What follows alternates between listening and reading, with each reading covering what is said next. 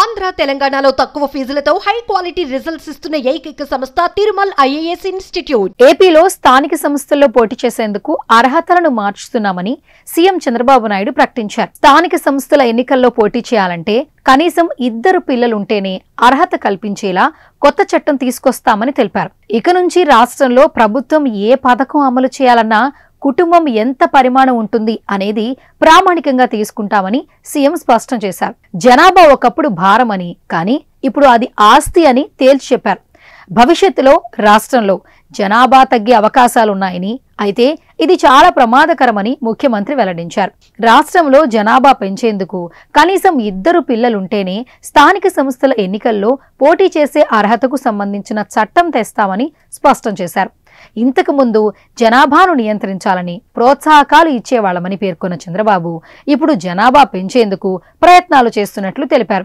గతంలో ఒక కుటుంబంలో 5 సభ్యులుంటే గరిష్టంగా 25 కిలోల బియ్యం ఇచ్చేవాళ్లమని, అంతకంటే ఎక్కువ ఉన్న 25 కిలోలకు మించి ఇచ్చేవాళ్లమని గుర్తు చేశారు. అంతేకాకుండా ఎన్నికల్లో పోటీ చేయాలంటే 2 కంటే ఎక్కువ మంది పిల్లలుంటే అనర్హులుగా గుర్తిస్తూ చట్టం తెచ్చామని గుర్తు చేశారు. అయితే అదంతా అప్పటి పరిస్థితి అని, కానీ ఇప్పుడు జనాభా పెంచాలని, అందుకే ఇప్పుడు కనీసం 2 పిల్లలుంటేనే స్థానిక సంస్థల్లో పోటీ చేసేందుకు అర్హత కల్పిస్తామన్నారు. ఏపీ జనాభా 2026లో 5.38 కోట్లుంటుందని అంచనాలున్నాయని పేర్కొన్న చంద్రబాబు 2031 వరకు ఆ సంఖ్య 5.42 కోట్లకు పెరుగుతుందని, ఆ తరువాత 2036లో 5.44 కోట్లకు చేరుతుందని స్పష్టం చేశారు. భారతదేశంలో ఉండే Indian families are the best in the world. ఆ ఫ్యామిలీ సెక్యూరిటీ ఇస్తాయి.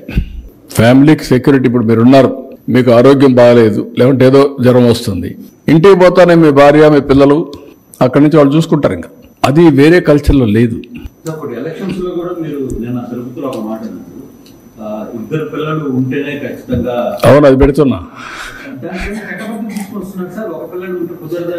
తీసుకొస్తాం. అప్పుడు తీసుకొచ్చాం కదా, మళ్ళా తీసుకొస్తాను.